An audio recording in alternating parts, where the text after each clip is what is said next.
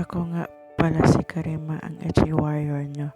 Ito nga pala ang routine ng mga HT patient. Maglalakad po ako papunta sa kalsada para po maghintay sa kasamahan ko. Na ganyan po talaga kalayo dito sa amin. Pero kaya lang po, libre naman ako sa pasahe.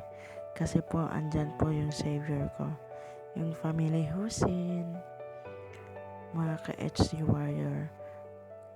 Kung pinaghinaan kayo ng loob,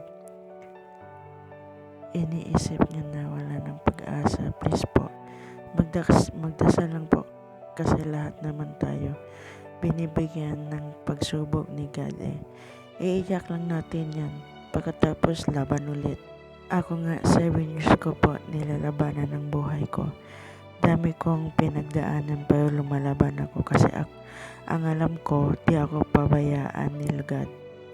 Ito nga pala ang unit namin.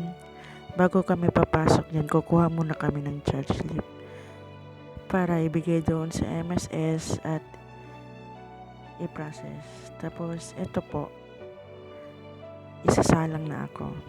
Yan ang arterial. Diyan po tinutusok.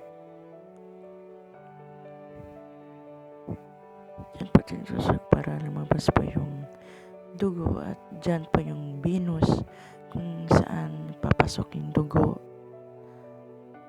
Tutusukan po talaga. Don't worry kasi hindi na yan masakit dahil sa kubal. Parang masakit lang po yan pero hindi na po masakit. Kubal na po. Salamat pala sa nurse namin na napaka mabait. Actually lahat po ng nurses po namin bait.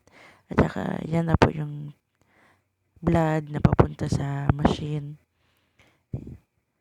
Kung bago lang kayo dito sa page ko, please follow, like, and share po mga ka-warrior.